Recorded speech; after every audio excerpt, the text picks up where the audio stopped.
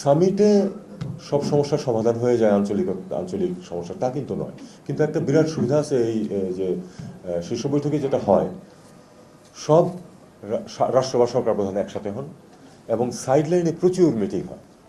আমি ব্যক্তিগতভাবে মনে করি সার্কের ক্ষেত্রে অন্তত এই সার্কের নিজস্ব যে বিষয়গুলো সেগুলোর বাইরে একটা বিরাট সুবিধা ছিল কিন্তু এই পারস্পরিক মেলামেশা। বিশেষ করে সব দেশের সাথে সব দেশের তো সম্পর্ক অতটা ভালো না, কাজেই দ্বিপাক্ষিক ভিত্তিতে হয়তো সেখানে আদান প্রদান হচ্ছে না।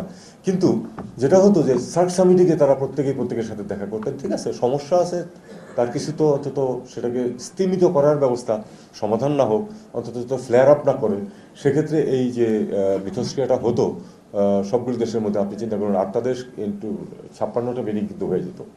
তো এইটা খুব কাজে লাগতো। সেটা থেকে আমরা বঞ্চিত হচ্ছি। আমি মনে করি যে 10 বছরে আমাদের এই অঞ্চলের জন্য বড় ক্ষতি হয়েছে ওটাই, যে আমাদের রাষ্ট্র বা সরকার প্রধানদের মধ্যে দেখা সাক্ষাৎ একেবারেই হচ্ছে না। সব কিছুর পরেও দেখা সাক্ষাৎ হলে আমাদের আগের যারা বলেছেন আমার আগে, তারাও এটা বলেছেন যে সব কিছুর পরে দেখা সাক্ষাৎ হলে এক ধরনের একটা বন্ধুত্বের বাতাবরণ সৃষ্টি হয়। এই জিনিসটা থেকে আমরা বঞ্চিত হয়েছি। মুচকুন দুবের নাম আপনারা সবাই প্রায় জানেন। মুচকুন দুবে ভারতের এখানে হাইকমিশনার ছিলেন, পরে পররাষ্ট্র সচিব ছিলেন। এবং মুচকুন দুবে কিন্তু আমার জেনারেল বিচারে উনি আঞ্চলিক যে একটা স্বার্থ সংশ্লিষ্ট বিষয় এগুলিতে তিনি খুব পজিটিভ ছিলেন। আমি বলবো যে বাংলাদেশের বিষয়েও, বাংলাদেশ ভারত সম্পর্কের বিষয়ে উনি খুব পজিটিভ ভূমিকা নেওয়ার চেষ্টা করেছেন সবসময়। তো উনি বেশ কয়েক বছর আগে মারা গেছেন। উনি বেশ কয়েক বছর আগে ঢাকায় এসেছিলেন। তখন সাংবাদিকরা, আপনাদের মধ্যে হয়তো কেউ কেউ ছিলেন কিনা জানি না, প্রশ্ন করেছিলেন যে সার্ক কি মৃত? উনি একটা খুব চমৎকার রিপ্লাই দিয়েছেন যে মনে হচ্ছে মৃত, তবে তাকে কবর দেবেন না। মনে হচ্ছে মৃত কিন্তু কবর দেবেন না, কারণ এটা আবার জেগে উঠতে পারে।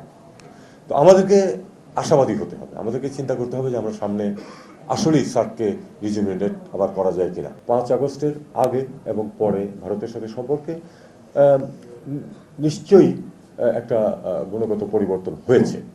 এটা মেনে নিয়ে আমাদেরকে চেষ্টা করতে হবে সম্পর্ককে এগিয়ে নিতে। আমাদের সবচেয়ে গুরুত্ব হচ্ছে যে দারিদ্র থাকবে না। এই দারিদ্র থেকে আমাদের বের করে নিয়ে আসতে হবে সবাইকে। আমরা কিছুটা সাফল্য যে অর্জন করে নিই তা না, কিন্তু আরও অনেকখানি পথ বাকি আছে। সবার সহযোগিতা লাগবে এটা করার জন্য। আমি মনে করি যে সার্ক এখনও খুবই রিলেভেন্ট, যদিও 10 বছর এটা তেমন কোনো অ্যাক্টিভিটি করতে পারে নাই। আমাদেরকে এটাকে তার কর্মক্ষমতায় ফিরিয়ে নিয়ে আসতে হবে এবং তারপরে আমাদের সামিট লেভেলে পৌঁছে শুধু সার্ক না, বাইলেটারাল ক্ষেত্রেও সেটা অনেক পজিটিভ ভূমিকা রাখবে বলে আমি মনে করি।